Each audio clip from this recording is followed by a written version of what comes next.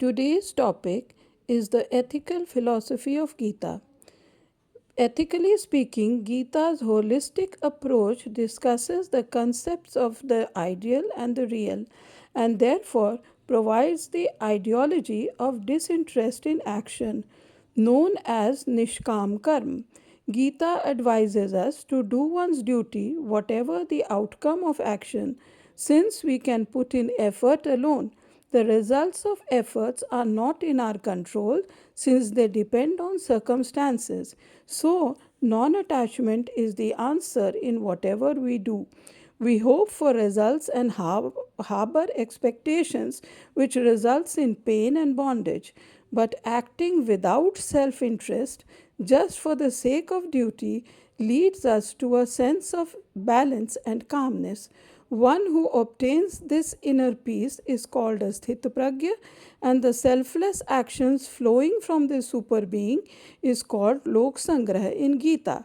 Thus, the core of Gita's ethical philosophy is to act as we ought to act, to be devoid of inner desires and focus on the means of action, to go with the flow, leaving the results to the Absolute Spirit, and to do one's duty for the sake of doing it. निष्काम का अर्थ स्वार्थ विहीन कर्तव्य करना है और कर्म के साधनों पर ध्यान देना, न कि परिणामों पर। परिस्थितियाँ मानव के नियंत्रण में नहीं होती, केवल कर्म उसके अधीन है। निस्वार्थ कर्तव्य मनुष्य को अहंकार विहीन और मोह विहीन बना देता है। परिणाम को ईश्वर समर्पित मानने वाला स्थित प्रज्ञ कहलाता है। उसके द्वारा किए गए स्वार्थ विहीन कर्म निष्काम कर्म लोक संग्रह कहलाते हैं।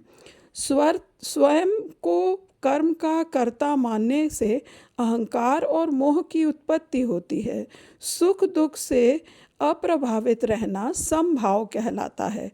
इस प्रकार से गीता का नैतिक दर्शन निष्काम कर्तव्यपूर्ण रहने का उपदेश देता है। कर्म के परिणामों के प्रति आसक्ति रखने से बंधन और दुख की प्राप्ति होती है। अतः गीता के अनुसार केवल निष्काम भाव से ही नैतिक कर्तव्य की पूर्ति हो सकती है। आज का टॉपिक यहीं समाप्त करते हैं। नए टॉपिक के साथ फिर आएंगे। नमस्कार।